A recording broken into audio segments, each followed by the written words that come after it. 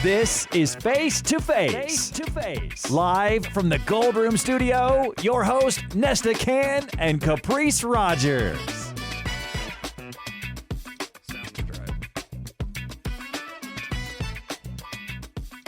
Good afternoon and welcome to another episode of Face to Face Reloaded. Yours truly, Nesta Can, alongside Caprice. That's me. AKA Sexual Chocolate. Chill. This is the reloaded version of Face to Face. I know it's been a while, but we're back after 3 years. Yeah, it's been a 3-year hiatus, but it's been necessary.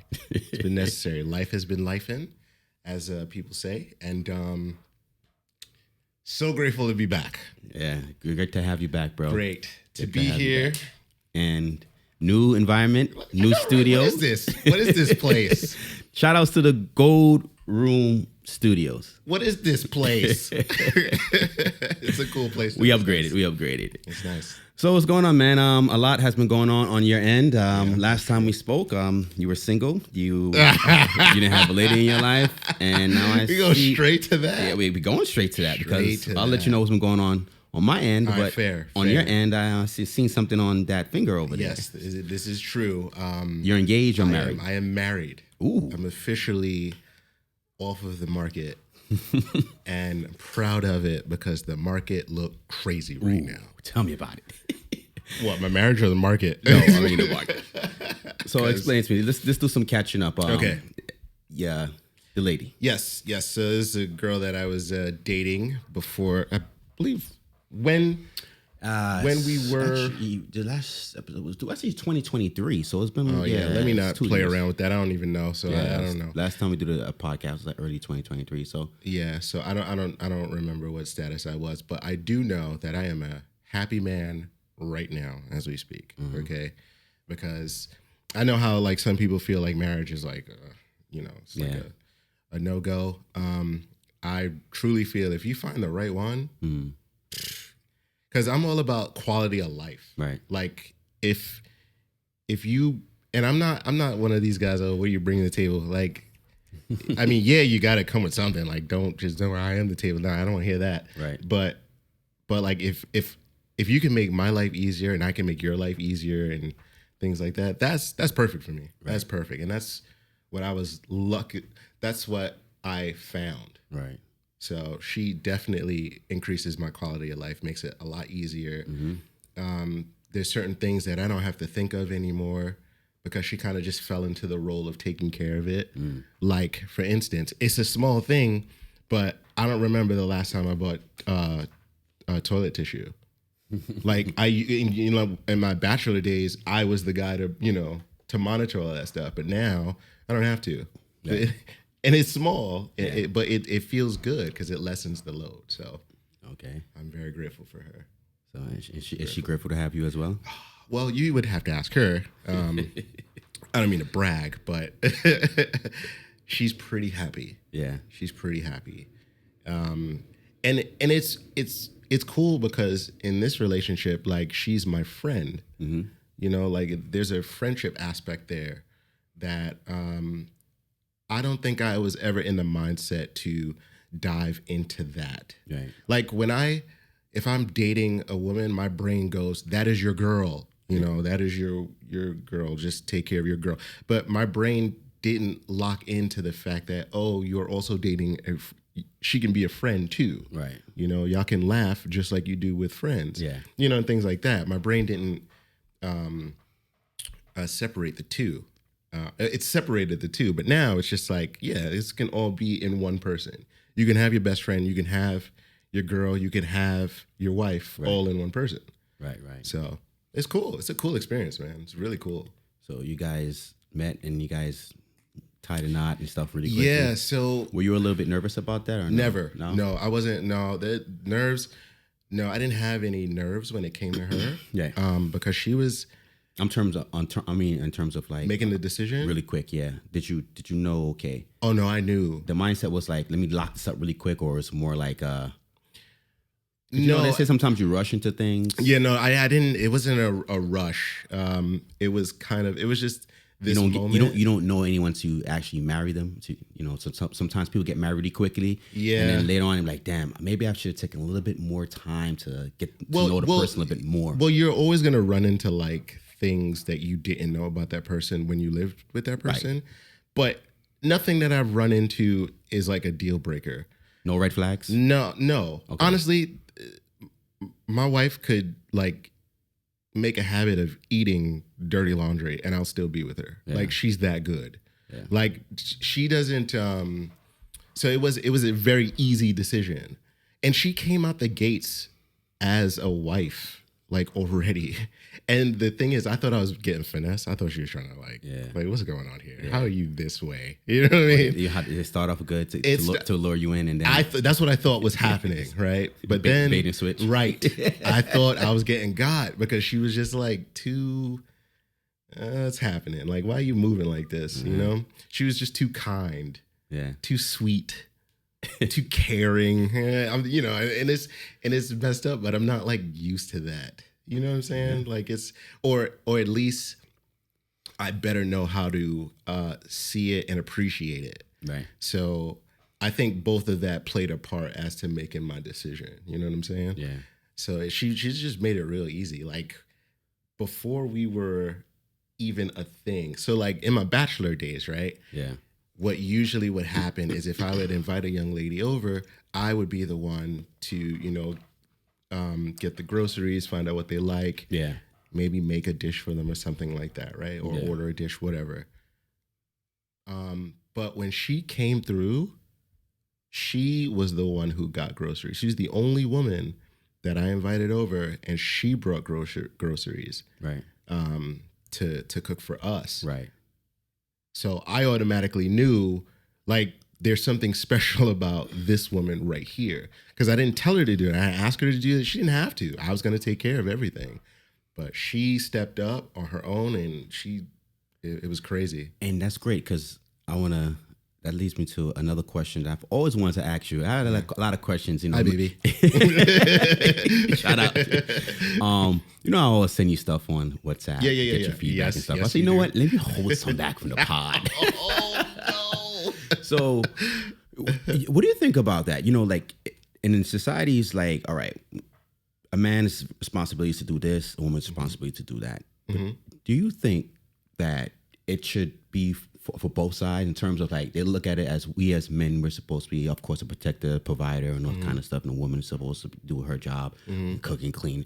Do you think it's supposed to be for both parties to do it? Like, for instance, like let's say your woman's having a hard day at work, right? Should she be able to come home and you should be able to have dinner ready for her?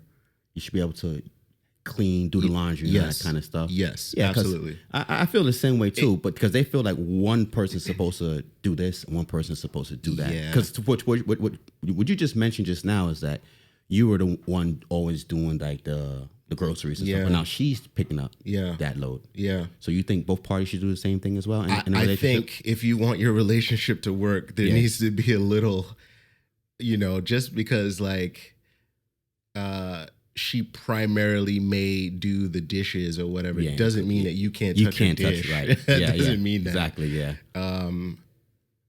Taking out the garbage is one thing. I really don't want, she does it, but I don't feel comfortable with her doing it because it's like outside. Yeah. And it kind of falls into my jurisdiction of protection. I don't want her outside, even if it's like for like seconds to just throw out something. Yeah. So I'd rather just do it. And plus, like, it's heavy. I don't want her dealing with that. But for the most part, absolutely. You got to switch it up. Have to. They can't do everything. And it also, two sources of income. I know that helps you out a lot. Oh yeah, it definitely helps. But when you were single by yourself, you would rent and I was still making ends meet for sure. But now it helps out a lot. Now she's in the picture. You guys, Of course it does. There's 1 + 1 = 2. So it's just math. Like if you bring 2 paychecks into, especially today in Brooklyn, New York. Yep. Yo, it is a blessing. It's a blessing. It is. It really is. It's hard. It's still hard. Yeah, you're right about that. So, yeah. So what about you? I'm still on the market, but I'm not ladies. But nah, I'm not. Oh, sorry, ladies. I'm focused right now. I guess the things, what's going on out there, man. Leave them alone, like, ladies. For me, I'm trying to remain focused. I've been on the market, but not really on the market. I haven't really been looking. I've been more focusing on my businesses. Okay. And just focusing on me. Because the same time that we actually stopped the podcast, I was just getting out of a relationship. I told you about the relationship, and I just sometimes I'm a firm believer of when you're in a relationship, especially I was in a 6-year relationship. It was very serious. I like to when I break up with somebody, I like to take time to like heal and like get that person out my system. I'm not the type of person that like jumps into a next relationship and because I don't feel like it's really healthy or anything like that. Yeah. I mean, some people do it to try to like. Some people are afraid to be alone, so they just need to be in a relationship. But I found that at the time where I was going through that breakup, a lot of stuff was happening, like I said, with the real estate and the vending machine business that I have going on and other stuff with the nonprofit with the kids. I was so busy, it kept my mind off of it, and then, working out, the gym. So I kept busy. Not to try to say I wasn't lonely or anything like that. That was going to be my next question. Yeah, sometimes, I miss coming home to, to someone and, doing no How do you offset that feeling of loneliness? Ooh, I just go through it, man. You just go through it? Yeah. Got to go through it, so. What does going through it look like to you or for you? Going through it is going through it. We'll put it that way. But then I have things like this, well, this is part of it, the podcast. Keep myself busy and keep myself active is how I just go through and just helps. Okay, so you preoccupy with other things, and you keep your mind. And then when I'm actually going through, I just it comes and then it goes. So okay, it's one of those. It's not debilitating. It doesn't like freeze you up. What do you mean? Because you know how some people when they get lonely, they kind of just fall into like a slump.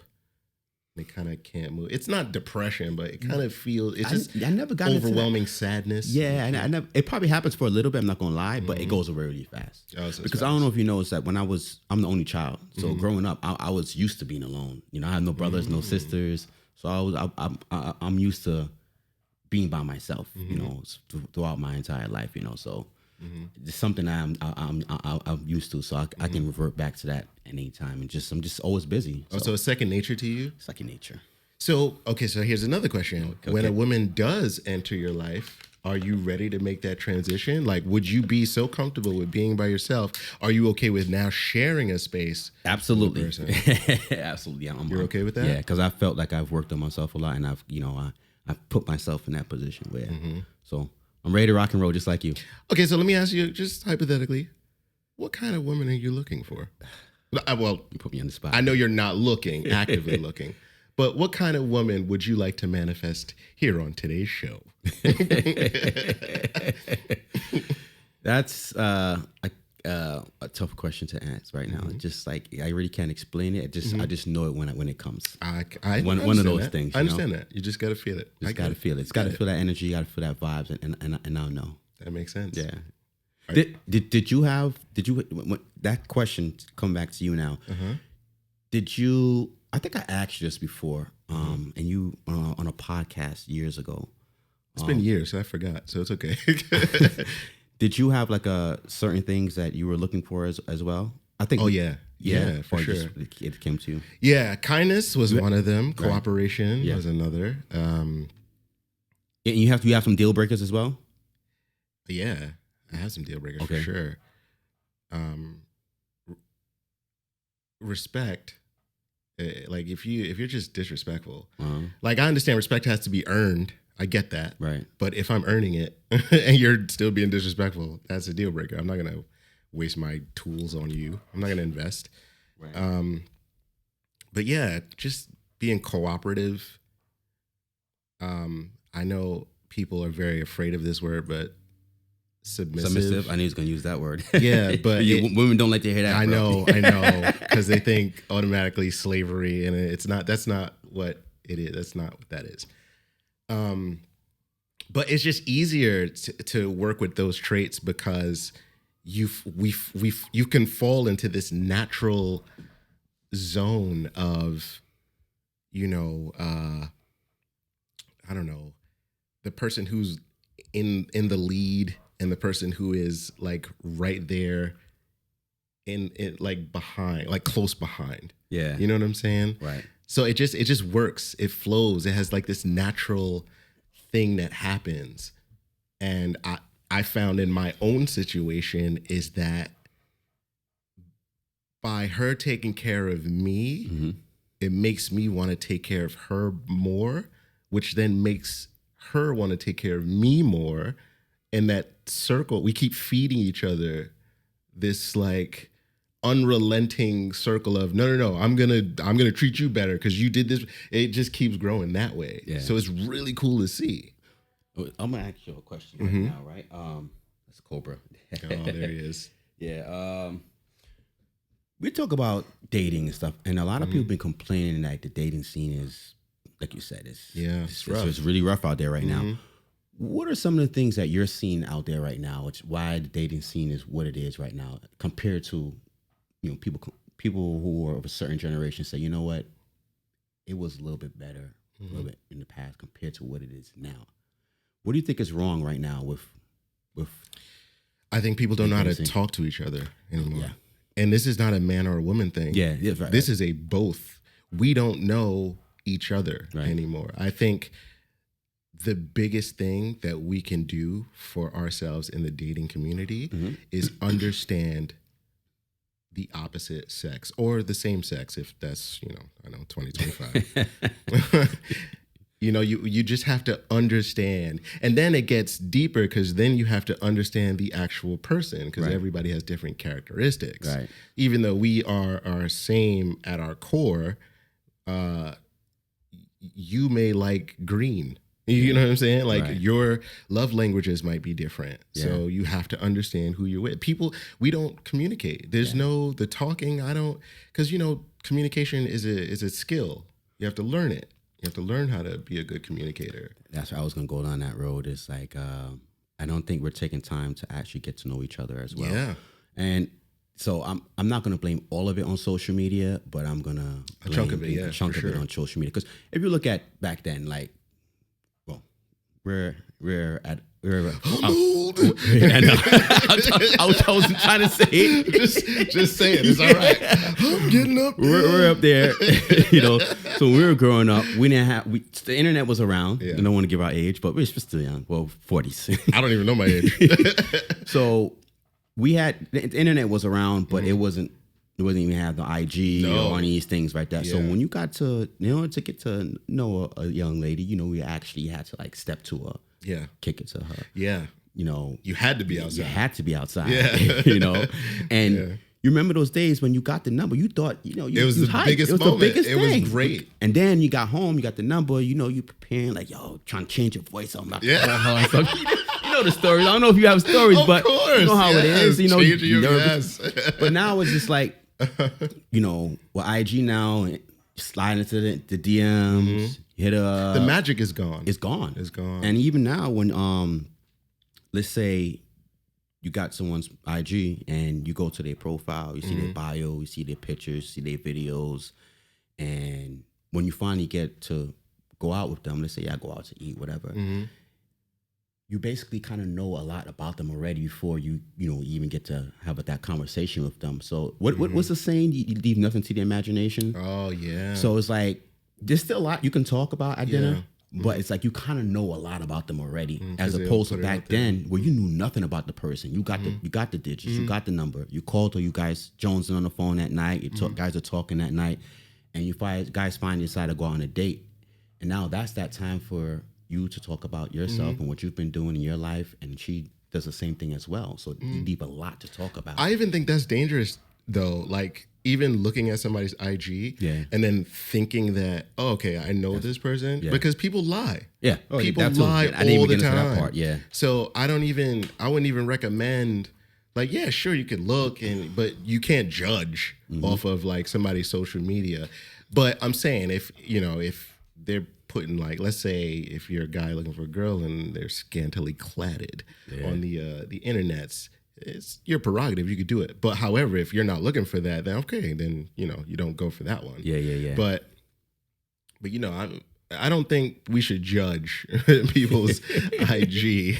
I like to bring it back to the in person. Yeah. The in person. So, Yeah. I think about a lot of things. Like I thought about a story, right? Years ago, like this is like elementary school. So like where I live out in Brooklyn, my house is right here.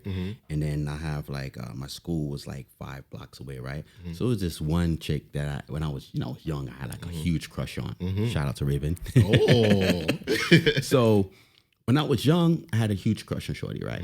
So I used to go to school, and my friend at the time, best friend at the time, he used to, say, "Yo, go and talk to him, go and talk to him, go talk to him." I was, like I said, nervous. Yeah. And, I hadn't, I didn't know how to talk to her. Yeah, you got it. Yeah, it sucks. But I used to always see her back then, or her friends. Back then, them girls used double dutch. Remember, I don't know if you remember how double dutch. Of course. Double dutch, and I'm watching her, I'm seeing what she's doing. I see she eats a lot of candy, but there's one particular candy I used to always see that she liked a lot. Yeah. And then when she ate the candy, and you kids, you litter. So I saw the wrapper just fly away. So I went and I grabbed that wrapper, see what that candy was. Grabbed it. Smart. What was the candy? It was something Charleston's Chew, that little yellow and blue. Okay. I was like, what's Charleston's Chew? I think they still make them now. Yeah, they do. Chocolate I'm pretty sure they white do. thing in the middle. Yeah. So I went, when I got my allowance, for my mom, I went and I bought like a whole. Back then you could buy a whole bunch of candy. Romantic guy that was. But I'm trying to show you how we used to think back then compared to now. You know how you had to actually work hard you had to put in effort to get to know somebody. Yeah. So I went, I got a whole bunch of candy, and they put it. Remember, they used to give us candy, and you used to put the brown paper paper bag. Yeah, so I got a whole bunch. Yeah. So now I got that accomplished. So now I'm like, okay, we go to school Monday through Friday, and then we got Saturday, the weekends off. So my mindset was to give it to them Friday, at some time on Friday during recess or something, so I could go into the weekend all happy. Just chill, yeah. Lunchtime came around, because we used to have a thing where we go to lunch and then let you play outside in the yard or whatever. So I was planning on giving it to her then. Okay. And I was scared, I was nervous. Yeah. Didn't get to give it to her. My boy was like, "Oh man, you punked out, you're not gonna be able to do it." But I had one more chance, and I was after school, because when they let us out after school, people are still hanging out in the schoolyard or whatever. So I ran up to her, and I put the bag out like that. And she looked at me, her friends looked at me, and I was like, please let her take this bag. She took the bag. I ran away. She opened up, she looked at it. That expression on her face when she smiled made my day. She looked like, that's wow. Awesome. I thought she was gonna do some dumb shit. No. I was really prepared to hate this woman right now. That made my whole day. Man, I went home thinking I was the man. Remember that song, "Too Sexy for My Shirts"? I was in the mirror singing that to myself, "Too Sexy." It made you feel good though, right? Yeah. But then to finish off the story, right? Her friends came over on Monday and was like, my friend said that was very nice of you. That was very sweet. What's your name? Whatever. Oh, that's nice. And I forgot if I've actually wound up getting her number. I don't think I got her number or whatever. I never took it to the next level. But the crazy thing about it is that like years later, this happened like probably like 10 years ago, right? So I have my barber is in not too far from me. He's on a corner. And I was looking to get a shape up, right? And I tried to park my car somewhere on that block. When I parked my car, who do you thought I saw? No way. So I saw Candy Girl. I never forgot her face, I said, "That's Raven." Oh shoot. So I said, "Raven?" Shoot. And she looked at me like, "Yeah." I said, she says, "And you are?" And I says, "We used to go to school together, it was 25 years ago." And she looked at me, she was like, "Are you that guy that gave me that?" Oh, she never forgot. She never forgot. I thought that's amazing. And I could see it goes to show you that she never forgot it. It's an impact. Yeah, Like, positive impact. Shoot. And then we chopped it up or whatever. She looks a little bit different now. Yeah, she's more dykes because she's on the other side now. Right. She's like, she's on the other side now, playing for the other team. But she's still cool or whatever. But the mere fact that she never forgot that, I never forgot it, and she never forgot it. So, but it goes to show you. I don't want to digress. It goes to show you that you had to put in effort, back then. Not like now you just start, sending out, messages and text messages. To be fair, I am hearing a lot of complaints from women, and they are saying that men are not showing effort. Women are saying that men are not showing effort? Yeah, I am seeing a lot of that. Yeah. I mean, but it goes to both sides too. Women are not doing it. It does. And again, I'm not making this about men versus women. It's just it's just what's happening now. I think because effort like that, like how did you know to do that? You had to do it. You wanted to talk to a female back then. You had to put in the work. There was no other way to do it. No other way. You had to learn that way. Now there's so many different ways. Different ways you get to know You don't people. have to learn the chivalrous way or however you pronounce that word. Or I'm starting to hear from feedback from people too. You go out on a date with somebody, and while you're on a date, both people are on their phones. That's bizarre to me. That's bizarre. People who like film. There's certain moments. That too. Come on. Everything is content? People need to put it on the gram, what they're doing. They need to broadcast you don't. everything. I know trying to say a lot of people feel that way. I get it. They actually have some events where you have to actually put your phone, I think you put your phone away or something like that. I think I've heard Or leave it at the door or something. Yeah, because they want you to actually enjoy the moment. That's crazy. It shouldn't even have to be that way. It really shouldn't have to be that way. I don't know when the world went so left where we're just I know I get it. Look, I'm attached to my phone too. I am, but not at a social event. Yeah, you know, like I'm not gonna do it that way. Yeah, I don't know. It's just bizarre to me how people move like that, especially on first dates. It's the first time I'm getting to know you and spending time with you. You sticking a camera in my face? That's a little crazy. It's a little crazy. So we're gonna wrap this up. 101. This is episode 101. Yeah. It's great getting back with you again. It does feel good. Does feel good? You look good, by the way. You look good too. You look good. Thank you. Yeah, you look happy. Oh, I'm sorry. I hit the mic. Let me ask you that question you always like to ask people. Yes. Are you happy? Very. Extremely happy. Okay. Hi, babe. I'm very happy. Yes. Very happy. All right, so this wraps up another episode of Face to Face. Yours truly, Nesta Can and Caprice Roberts. Always remember, keep the peace, keep the love, and stay focused.